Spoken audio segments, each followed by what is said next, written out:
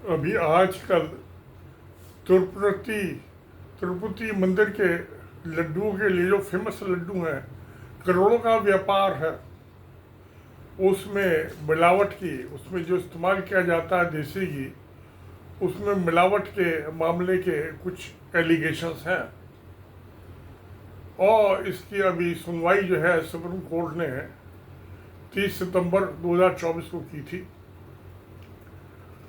मगर जो ये सब मामला है, ये मुझे पॉलिटिकल और बिजनेस और greed for money, abnormal greed, लालच, उसका दिखाई देता है। क्यों?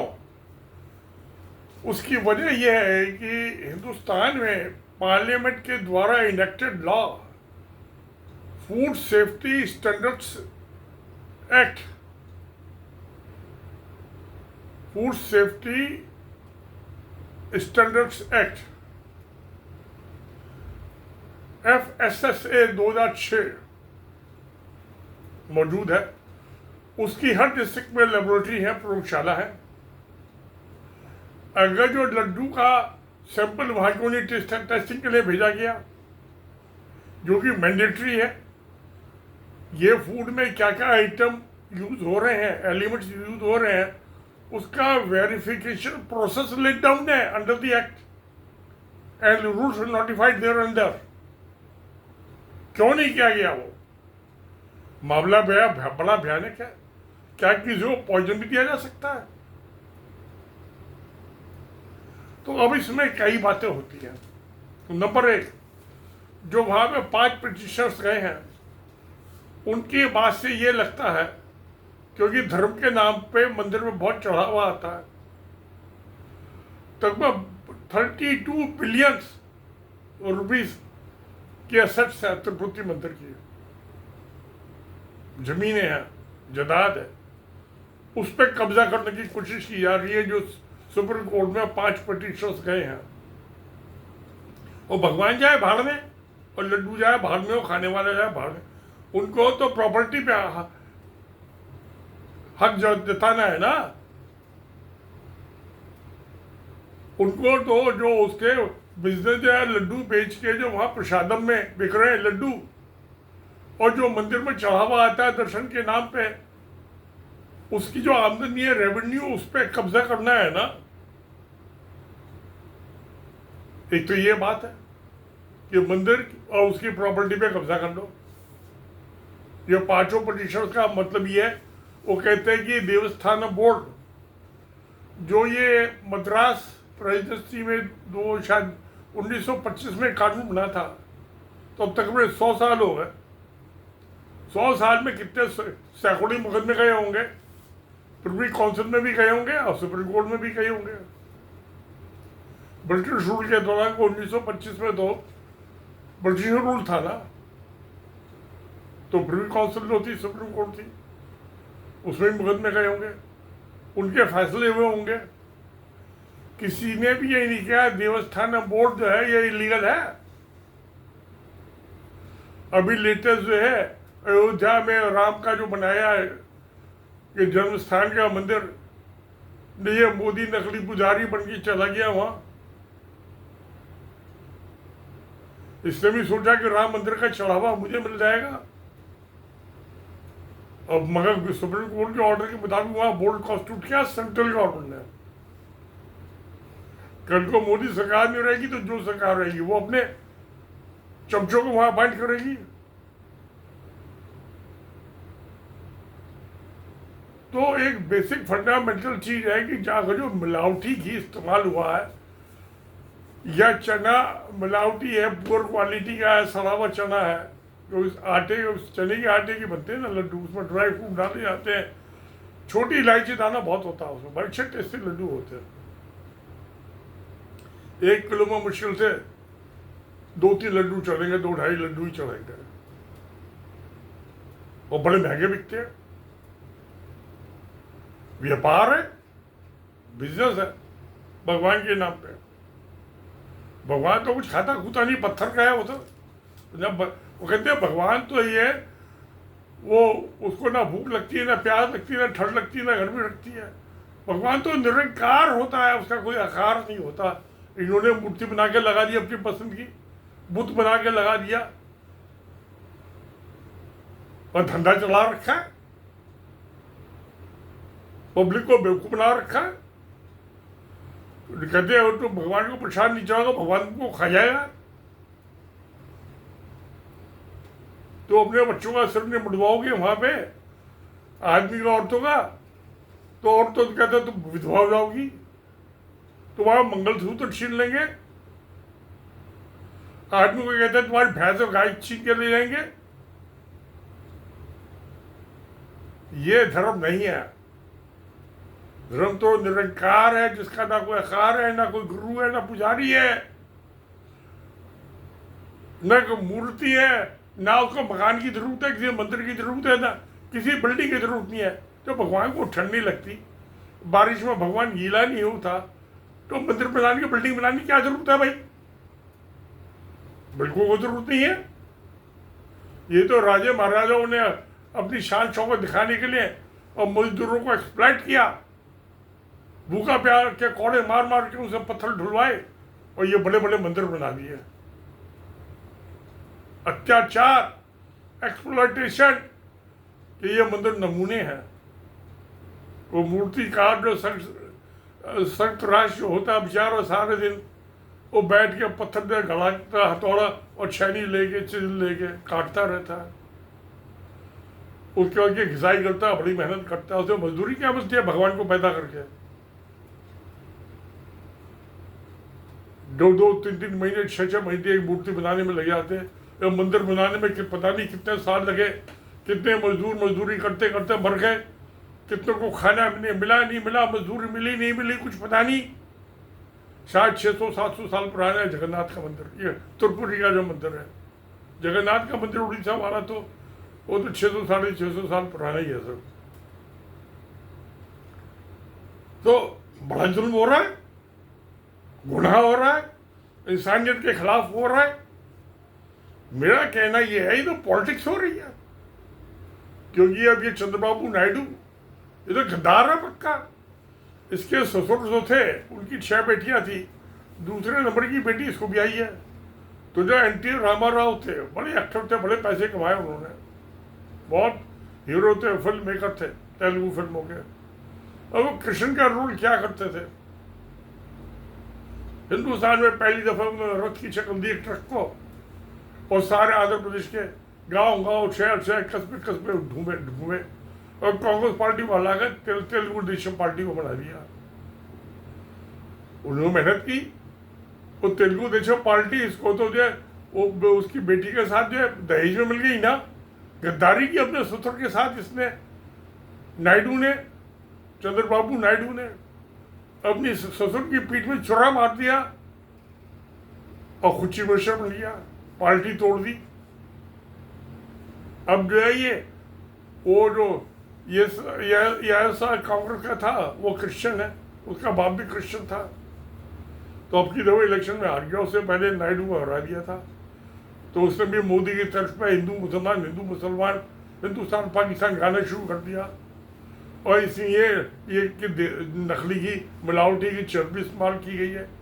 अरे जिंदा जो दुधारू होते हैं, चाहे तो औरत हो, चाहे गाय हो, भैंस हो, भेड़ हो, बकरी हो, गधी हो, ऊँटनी हो, जो भी दूध देती है सर चर्बी से तो दूध निकलता है, फैट से। वो घास फूस खाते हैं, उनकी चर्बी बनती है। तो मांसाहारी तो नॉन वेज तो होता ही है। बच्चे जितने भी बच्चे होते हैं, और जो पशु है या औरतें अपने बच्चों को है दूध पिलाने के लिए देती है, उसके दूध आता है ना, उतना ही आता है दूध जितना बच्चों को जरूरत है। और उसका दूध बेचने की क्या जरूरत है?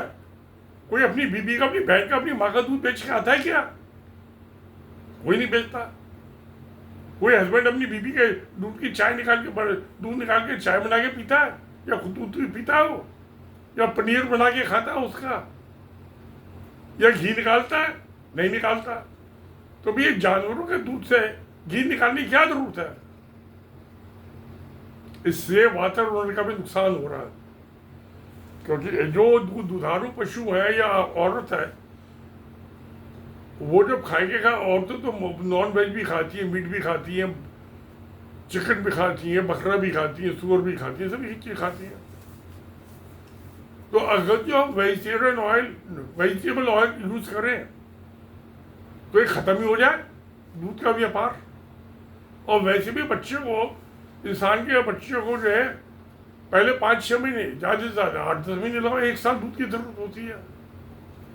उसके बाद तो और चीज़ें खाने लगता है, सप्लीमेंट्स, खिचड़ी खाने लगता है। ज़्यादा से ज़्यादा 2-3 साल के बच्चे को दूध की जरूरत होती है, उसके बाद दूध की जरूरत नहीं होती है। 2-3 साल के बाद बच्चे को नुकसानदेह होता है उसके लिए। ये औरत के दूध से चर्बी निकलने लगती है दूध के साथ साथ। तो दूध तो नॉनवेज है। जो चीज जब जिंदा है तो दूध निकाल आया, मर गया तो उसकी वो फैट्स निकालो, उसको चर्बी बोलते हैं, डालो। तो जिंदा दुधारू पशु को या औरत को वो दूध हो गया, मुर्दे का निकाला तो टेलो हो गया। तो ये दूध पीना ही धर्म के खिलाफ है, सारे धर्मों के खिलाफ है, सनातन धर्म के खिलाफ है, हिंदू के खिलाफ है, इस्लाम के खिलाफ है। अरे 7-6 महीने 1.5 साल बच्चे दूध पी लिया, खा लिया, बस दूध का व्यापार खत्म करो। जब अपनी बीबी का दूध नहीं बेचते तो गाय भैंस का दूध क्यों बेचते हो भाई? बकरी भेड़ का दूध क्यों बेचते हो? गधी का ऊँट का दूध क्यों बेचते हो?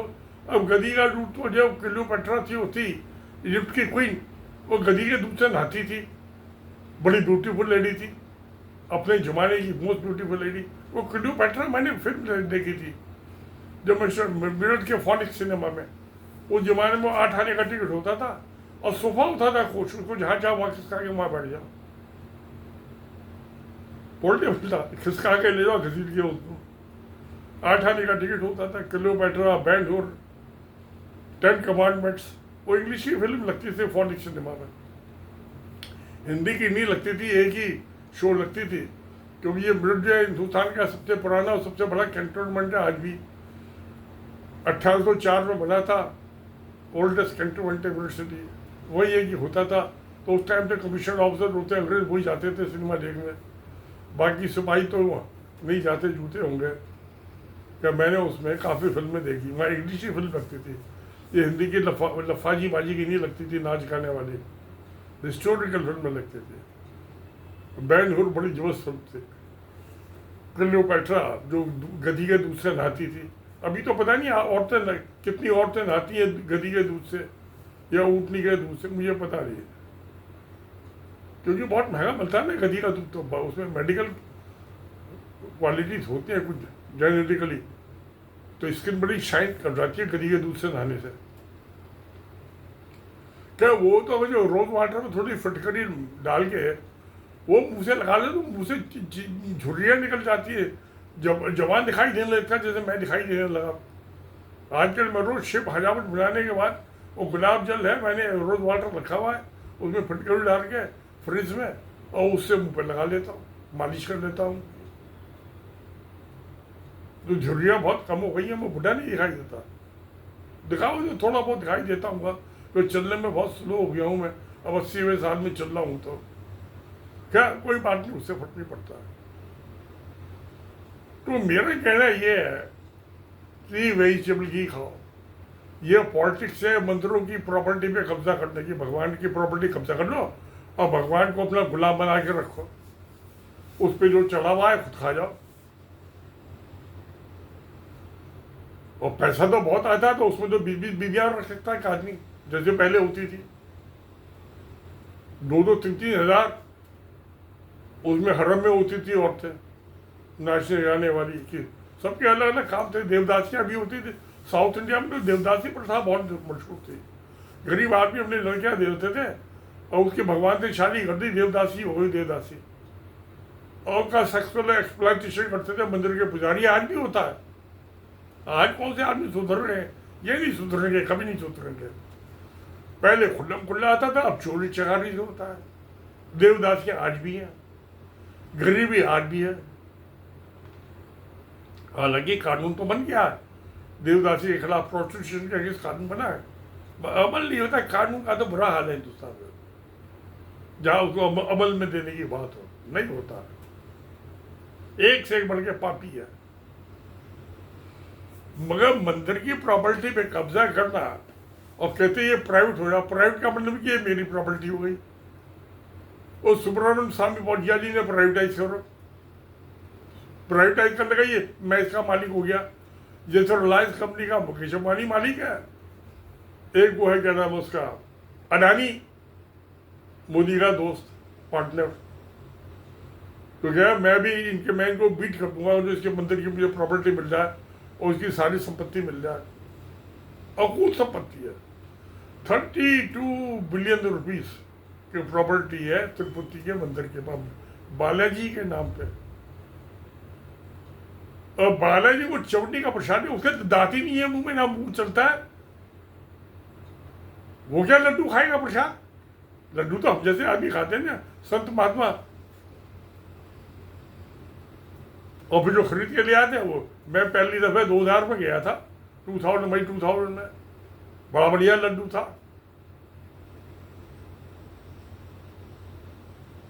अब तो मैं 23 में भी एक दफा लड्डू खाया था, गया था मई में बंगलौर बेटे के पास, तो मैं उसमें मुझे टेस्ट नहीं आया। बेईमान हो है, महंगाई हो गई, बेईमानी तो दिन पे बढ़ती जा रही है, भगवान को धोखा दे रहे हैं। अब चक्कर क्या है, जो मेरी समझ में है, ये चंद्रबाबू नायडू की, इसके भी जो है डेयरी प्रोडक्ट की बहुत बड़ी इंडस्ट्री है। जब ये इलेक्ट हुआ, इलेक्शन जीता और ये हुआ चीफ मिनिस्टर, इसके शेयर्स की वैल्यू कंपनी के 4 टाइम्स बढ़ गई। 50 रुपए का शेयर 200 रुपए का हो गया, वैसे ही मालामाल हो गया। अब जो तमिलनाडु की कोई कंपनी है, वो वहाँ घी सप्लाई कर रही है, क्योंकि टेंडर डाला जिसका लोएस्ट आया, तो गवर्नमेंट का रूल है, उसको मिल गया ठेका, कॉन्ट्रैक्ट घी सप्लाई करने का। अब ये चंद्रबाबू नायडू चक्कर में कि ये मेरी कंपनी को, इसका तिरुपति का जो बल्क कंज्यूमर है, थोक के भाव में कंजम्पशन है घी का, तो मेरी कंपनी को ठेका मिल जाए इसका घी सप्लाई करने का। तो बेईमानी तो यही करेगा, जिसने हमने ससुर के पेट में छोरा बोल दिया, ये या भगवान को छोड़ेगा? नो, उसके भगवान के भी पेट में छोरा मार देगा, सब फोड़ देगा उसका। जो भी तमिलनाडु की कंपनी सप्लाई कर रही है घी, उससे ज्यादा मिलावट करेगा, क्योंकि सरकार भी इसकी है। और सुप्रीम कोर्ट ने को झाड़ मारी है, कहा लिखा है इसमें? कौन सा सैंपल कब लिया? अरे भाई मैंने भी सैंपल लिए हैं, बहुत लिए हैं, लेबोरेटरी में भेजे। मैं गवर्नमेंट की लेबोरेटरी में मैं नहीं भेजता था, क्योंकि गवर्नमेंट के लेबोरेटरी में CPWD के जाओ, PWD के जाओ, अपने हमारे कंट्रोल डिपार्टमेंट के मेरी लैब थी, उसमें ठेकेदार जो पैसे देके वो सैंपल पास करवा लाते थे। ईंट का है, सीमेंट के प्लास्टर का, कंक्रीट का क्यूब है, सारे सैंपल पास, कोई फेल नहीं होता था। ये सड़क बनी है, तारकोल कितना इस्तेमाल हुआ, मैं कदम ब्लैक टॉपिंग की है, मैं खोद के ले आता था, कट्टे में सील लगाता था, ठेकेदार के भी उस पर दस्तखत होते थे कि तुम्हें अपनी सील लगानी है। जो जेई होता था, यही होता है, ड्यूटियाँ होता था, उनके भी दस्तखत होते थे फॉर्म पे। उसके बाद श्रीराम लैब में दिल्ली यूनिवर्सिटी के वहाँ जमा करा के आता था, किसी को पता नहीं चलता था मैं कहा दिया सैंपल। तो सैंपल ऐसे ले आते, सैंपल मेथोडोलॉजी है लेट डाउन,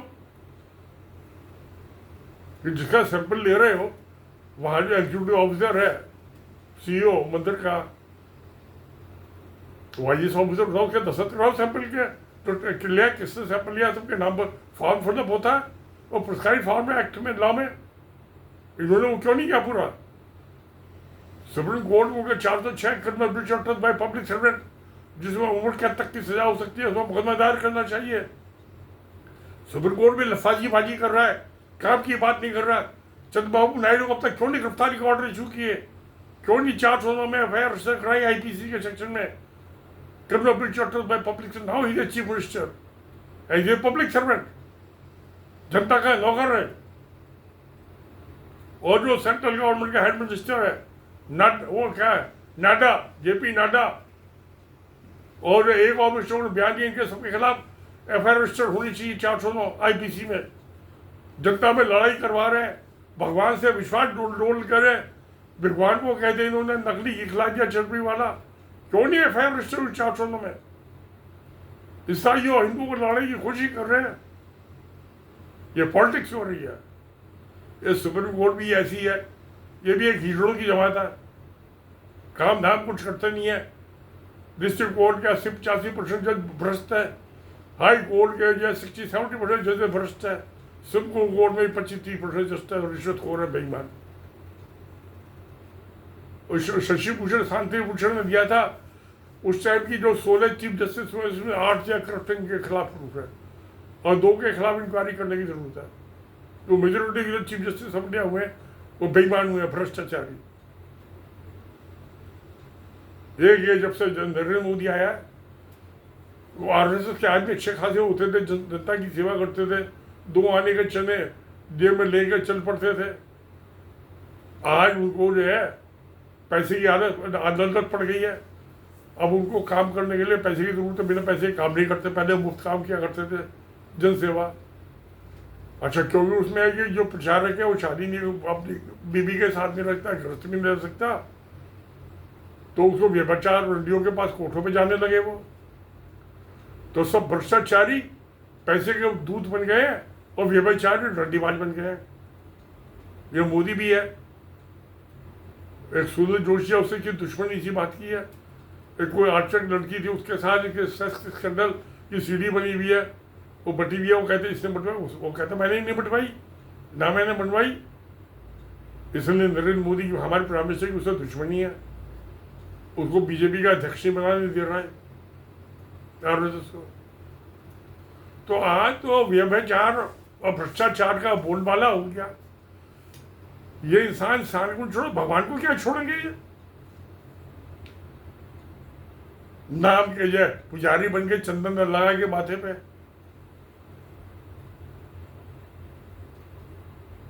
क्या मंदिरों में पहले भी व्यभिचार तो होता रहता है, ऐसी कोई ये नई बात नहीं है। ये सारे पुजारी जो बदमाश होते हैं।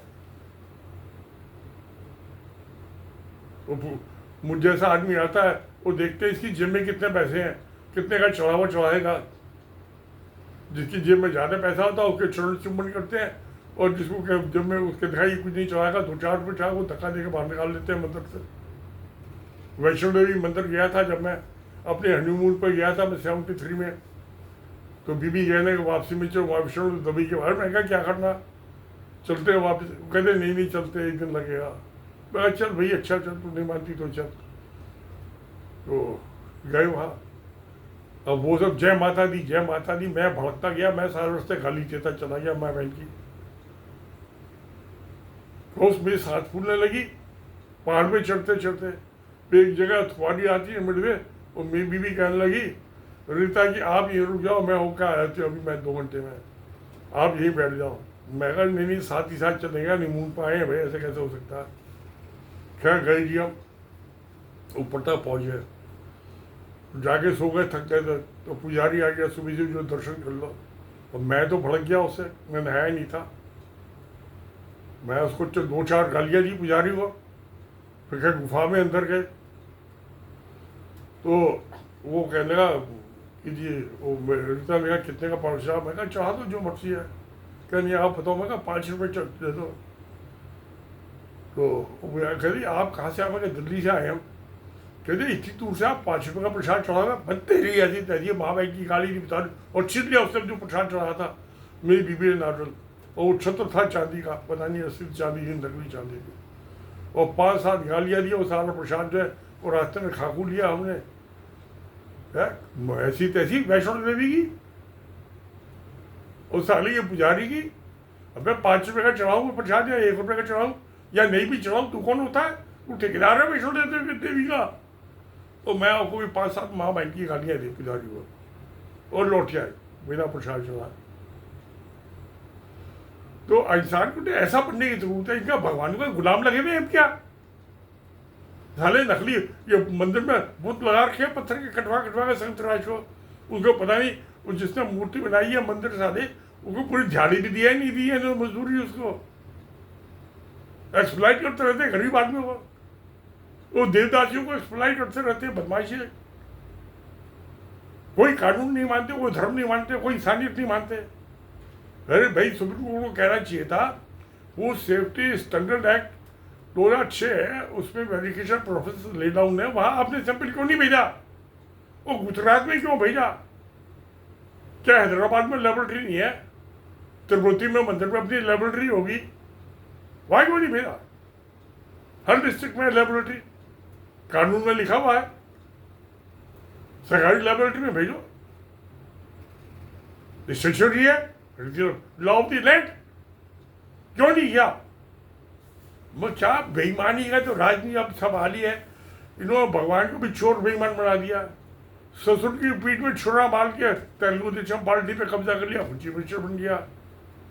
ये तो भगवान का गला काट रहे ससुर को, तो सर उससे तो पार्टी छीनी। यही तो भगवान की मुट्ठी उठा के खुद अपनी मुट्ठी बना के लगा दे। इनके तो धर्म कर्म का ये हाल है। क्या जो उनको करना करे, मेरी बला से, मैं तो इन चक्रों में पड़ता नहीं। हाँ, जो भगवान मेरे पास आता है कभी कभार, एक तो मेरे पास टाइम नहीं होता, तो वो मैंने अपनी किताब फिजाई नेशन सोसाइटी में उनका जिक्र किया हुआ है। एक नोटबंदी बना, पिछले का ब्याह था, उसमें ही मैंने राम की और जो सीता का झगड़ा हो गया था उसका बयान किया हुआ है। राम ने सीता पे बड़े जुल्म किए। आप वाल्मीकि रामायण पढ़िए, मैंने गीता महाभारत तो ये तो पढ़ी थी कई दफे, वाल्मीकि रामायण मैंने नहीं पढ़ी थी कभी। तो मगर मेरे समधी साहब, मेरी डॉक्टर ला के पिताजी हैं, उन्होंने कहा विष्णु जी आप वाल्मीकि रामायण पढ़ो। मैं अच्छा मैं पढ़ लेता हूँ जी वो भी। तो मैं दिल्ली आया तो मैं वाल्मीकि रामायण खरीद के ले गया, तो पाठ में थी 500 रुपये की, वो पढ़ी मैंने। वो लोग कुछ बच्चे हुए, राम ने कभी नहीं माना भाई ये मेरे बच्चे हैं, नेवर। वाल्मीकि ने 2 दफा कसम खा के कहा राम को ये आपके बच्चे, राम ने नहीं माना। उसे पता था मैं तो हिरणों में तो दाढ़ी ना मूछ, भारी के राम की मूत्र नहीं लगी, फोटो नहीं देती, दाढ़ी मूछो। उसमें एक चैप्टर है सीता अनसुईया सती अनसुईया संवाद। तो सीता जो है सती अनसुईया को बताती है कि जब मेरी राम से शादी हुई तो मैं 11 साल की थी और राम 15 साल का था, और हम 3 साल तो अयोध्या में रहे राजमहल में। तो सीता हो गई 14 साल की, राम हो गया 18 साल का। तो 14 साल की उम्र में तो जमाने में बच्चे हो जाते थे। लड़कियां तो 12-13 साल की, 11 साल की 12 साल की लड़की में प्रेग्नेंट हो जाती हैं, तो उम्र ठीक ठाक हो तो अच्छा चलो छोड़ो। फिर 14 साल वनवास में रहे, तो राम कितना हो गया? 18 और 14 32 साल का, और सीता हो गई 14 और 14 28 साल की। वो चिड़िया का बच्चा नहीं हुआ, बच्चे इंसान का बच्चे की तो बात ही छोड़ो, क्यों नहीं हुआ? सीता बड़ी दुखी थी। उसको मां बनने का जो उसका बर्थ राइट है, जन्मसिद्ध अधिकार है, राम ने उसको डिप्राइव किया। सीता रोती रहती थी। फिर वो चली गई रावण के पास, क्योंकि हर औरत की इच्छा होती है मेरी औलाद बलवान और बुद्धिमान हो। रावण बलवान बुद्धिमान आदमी था, उसको पता चला, उसके बाद चली गई। और वहां पे वो एक साल से ज्यादा रही लंका में। तो राजमहल में अशोक वाटिका में उसने बहुत बढ़िया सुविधाएं दी, फैसिलिटी सीता को। राम के हाथ में रावण के हाथ में डाल के उसके महलों में घूमती रहती थी।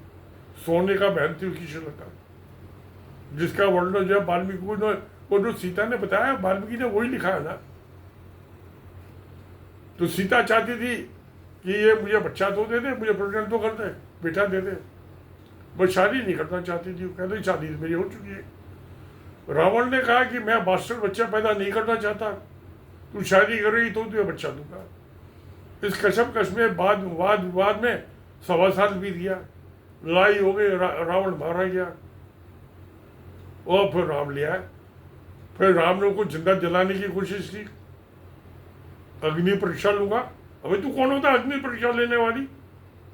हिंदू आज भी अग्नि परीक्षा ले, मैंने अपनी किताबें बताया, दिल्ली में हजारों औरतों को अग्नि परीक्षा के मामले में उनके पति अपनी बीवियों को मार डालते हैं उस राम सीता विवाद में। उसके बाद जो है उसने लक्ष्मण को कहा तो इसको उठा के इसको ले जा बहका फुसला के, और इसको गंगा पार छोड़ दिया, वहाँ 6 चीते खा जाएंगे। तो कत्ल का हत्या का सबूत भी कोई नहीं मिलेगा। सबूत मिलेगा तो 299 पे राम के ऊपर IPC के सेक्शन 299 राम के ऊपर मुकदमा चलता, उम्र कैद की सजा हो जाती। और लक्ष्मण पे क्रिमिनल कॉन्स्पिरेसी में क्या, लक्ष्मण को 7 साल की सजा होती। 120B में मैक्सिमम पनिशमेंट 7 साल का ही है, बस 299 में मिल जाए उसको उम्र कैद की सजा होती है रामचंद्र को। मैंने लिखा है, रिप्रोड्यूस भी किया है मैंने 299 का अपनी किताब में सेक्शन का। तो ये तो ऐसे हरामी है सबके सब। ये फिर वो वहाँ चली गई वाल्मीकि आश्रम में। तो एक्चुअली तो वो दोनों लव जो थे वाल्मीकि उनका बायोलॉजिकल बाप था, राम नहीं था। राम का होता था 28 साल उसके साथ रही, 14 साल जंगल में, 30 साल वहां पे, 17 साल रही, तो तभी ना बच्चे पैदा कर देता, 2 की जगह 14 बच्चे पैदा करता 14 साल में। हर साल नया कैलेंडर। तो ये सब जो है धर्म के नाम पे व्यभिचार और भ्रष्टाचार हो रहा है। लालच लगाओ। और चंद्रबाबू नायडू चौथा उसकी कंपनी का जो घी जाए वहाँ, तो मैं आधा घी आधा सप्लाई करूँ, मिलावट भी करूँ, खूब जम के करूँ, क्योंकि चीफ मिनिस्टर हूँ तो मुझे तो बेईमानी का हक मिली है ना। तो ये मद्रास की कंपनी का ठेका कैंसिल करके मुझे मिल रहा है। क्या जो होगा होगा, ठेका ऐसा कॉन्ट्रैक्ट जो इंडियन कॉन्ट्रैक्ट एक्ट है 1872 के मुताबिक जब कॉन्ट्रैक्ट है तो कॉन्ट्रैक्ट लॉ इंडिया में 1872 का इंडियन कॉन्ट्रैक्ट, उसके मुताबिक मुकदमेबाजी होगी, आर्बिट्रेशन होगा, क्लॉज होगी। मुझे आर्बिट्रेटर अपॉइंट कर दे, मैं 3-4 पेशों में मुकदमा खत्म कर दूंगा। मैं इंडिपेंडेंट आर्बिट्रेटर होल लाइफ के लिए, और रेशनल वैल्यूअर भी हूँ मैं। मंदिर की प्रॉपर्टी की कितनी वैल्यू है उसको भी मैं वैल्यू कर दूंगा। वो बिकाऊ नहीं होती है मंदिर की, मस्जिद की, वक्फ की प्रॉपर्टी, वो बेचने के लिए नहीं होती है। तो लीगली नोबडी कैन सेल। तो क्या ये चलो जो हो रहा है वो चलने दो, क्या किया जाए। बेईमानों का राज है, एक से बढ़ के एक बेईमान, भ्रष्टाचारी, व्यभिचारी होने तो हमें क्या फर्क पड़ता है। हमने तो अभी रोटी खा ली, अपना आलू के पराठे खा लिए, दही से मौज हो गई, लेट लिए थोड़ी देर, अब वीडियो बना रही। चलो भाई, नमस्कार, धन्यवाद।